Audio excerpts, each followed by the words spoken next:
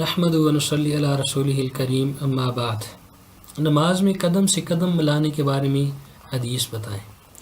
نماز میں قدم سے قدم ملانے کے بارے میں احادیث صحیح بخاری میں بھی موجود ہیں، صحیح مسلم میں بھی موجود ہیں اور دوسری کتب احادیث میں بھی موجود ہیں۔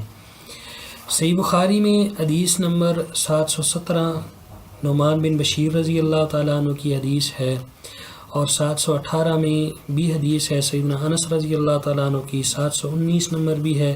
سمے برابر کرتے وقت امام کا لوگوں کی طرف منہ کرنا، یہ امام بخاری رحمہ اللہ نے اس پر باب قائم کیا ہے، باب اقبال الامام علی الناس عند تسویۃ الصفوف۔ اور اسی طرح آگے چل کر بھی یہ موجود ہے صحیح البخاری میں حدیث نمبر 725 تک۔ نعمان بن بشیر رضی اللہ تعالی عنہ کا اثر امام بخاری رحمہ اللہ نے اس باب کے تحت ذکر کیا ہے کہ باب الزاق المنکب بالمنکب والقدم بالقدم فی الصف، صف میں کندھے سے کندھا اور قدم سے قدم ملا کر کھڑا ہونا۔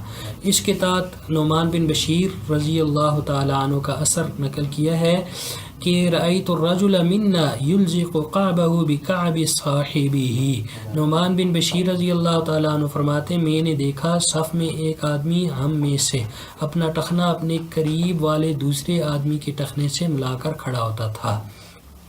اور پھر اس کے تحت حدیث بھی ذکر کی ہے سیدنا انس رضی اللہ تعالیٰ عنہ کی۔ انس رضی اللہ تعالیٰ عنہ فرماتے ہیں کہ نبی کریم صلی اللہ علیہ وسلم نے فرمایا اقیموا صفوفکم فانی اراکم من وراء ظہری۔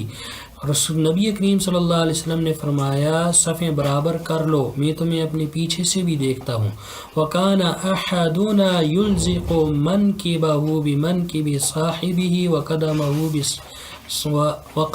بقدمہ، اور ہم میں سے ہر شخص یہ کرتا کہ صف میں اپنا کندھا اپنے ساتھی کے کندھے کے ساتھ ملا لیا کرتا اور اپنا قدم اس کے قدم سے ملا لیا کرتا تھا۔